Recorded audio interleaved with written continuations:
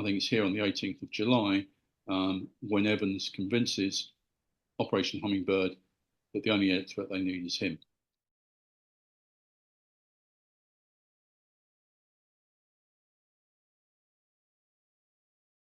Right at the start of the investigation, the advice that Hummingbird is receiving from this expert body is that they need this panel, not just a single expert. And the NCA say you need to appoint a panel of relevant experts, and they are forensic and neonatal pathologists, forensic toxicologist or a clinical pharmacologist, a nurse with experience of special baby units for neonates, a medical expert with experience of the working practices on a special unit for neonates,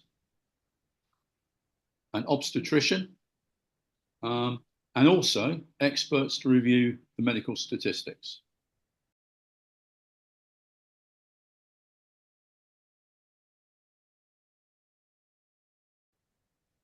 And then 2 days later, on the 28th of June, the NCA followed it up with a list of potential experts.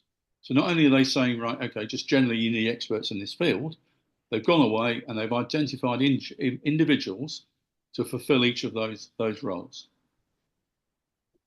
And that's consolidated with a further list on the 4th of July. So they're quite insistent. Understandably and properly, they do couch their advice in terms of, well, this is your decision, but our advice is you need to appoint these experts. It doesn't seem that the respondents from Operation Hummingbird really pick up on this.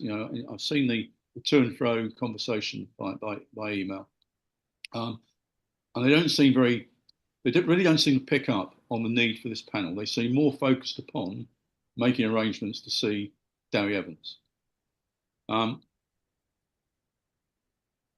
And then there's no further discussion. I can't find any further discussion of the need for a panel. I think there was a conversation, may have been a conversation between Operation Hummingbird and Dewi Evans about a panel, because he writes a letter on the 18th of July, quite a long letter. And in that letter, he says, I do not think it's necessary to consider additional expert opinion at this stage. So that suggested to me that it had been broached with him. Somebody might have said, well, look, Dr. Evans, we need some other experts here, don't we? And he's saying, no, don't worry about it. I've got this. I don't need any additional expert opinion. And Hummingbird evidently go along with that.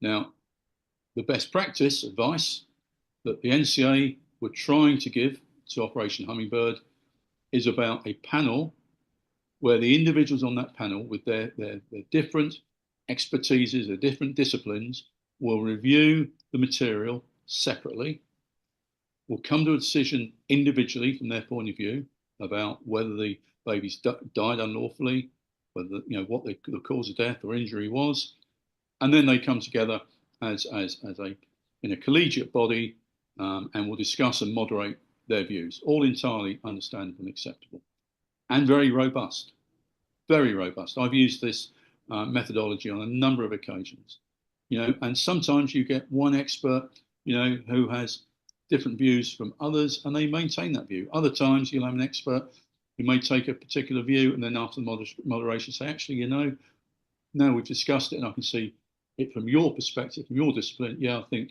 that probably is right. All open,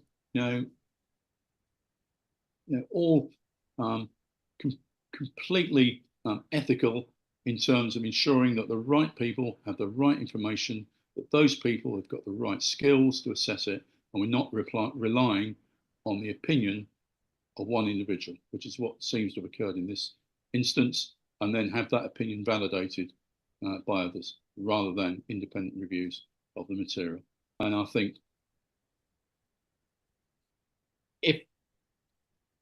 if there was a turning point, a catalyst point really for the investigation itself, that's the 15th of May, when the decision was taken after the meeting with the consultants to actually launch an investigation. If there's a turning point for the gathering of evidence, particularly medical evidence, I think it's here on the 18th of July, when Evans convinces Operation Hummingbird that the only threat they need is him.